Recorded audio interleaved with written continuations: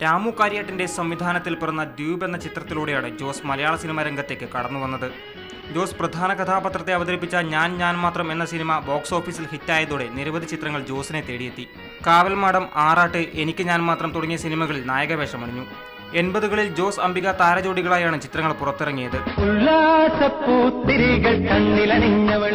അസ്തമിക്കാത്ത പകലുകൾ, പ്രഭാത സന്ധ്യ തുടങ്ങിയ ചിത്രങ്ങളായിരുന്നു ഇവരെ താരജോഡികളാക്കി മാറ്റിയത്. 1989 SN സ്വാമി, K മധു കൂട്ടുകെട്ടിൽ പിറന്ന ജാഗ്രതയിൽ പ്രൊഡ്യൂസർ മോഹൻ എന്ന കഥാപാത്രത്തെയാണ് ജോസ് അവതരിപ്പിച്ച അവസാന വേഷം. വിദേശയാത്രകളും മറ്റും കാരണം സിനിമയിൽ നീണ്ട ഇടവേള സൃഷ്ടിച്ചുവെന്ന് Jose.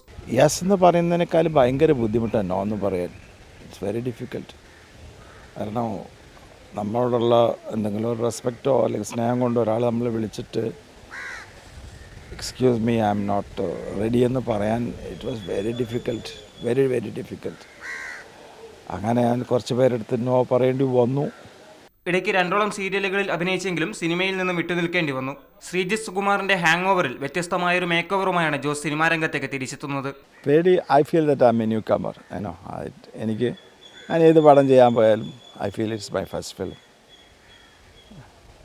I M a beginner always. ഞാനിവിടെ എല്ലാവരോടും പരിചയപ്പെട്ട് എല്ലാവരും പേര് ചോദിച്ച് അവരുടെ ക്യാമറ ഏതൊക്കെ എക്യുപ്മെൻറ്റ്സാണ് കൊണ്ടുവന്നത്. ലൈറ്റ് കണ്ടപ്പോൾ അവർ പറഞ്ഞത് ആരി ഒരു HMI പോലത്തെ ഒരു light it told me 10 lakhs rupees ആണെന്നൊക്കെ പറഞ്ഞു. So I was inquisitive. I go and ask them what is it, what is that. So I am still in the process of learning. I want to learn again. Many more things, I am sure. നിരവധി ചിത്രങ്ങളിൽ അഭിനയിക്കാനുള്ള ഓഫറുകളും ഇപ്പോൾ ജോസിനെ തേടിയെത്തിക്കഴിഞ്ഞു. Rahul Das, Mathrubhumi news, Thiruvananthapuram.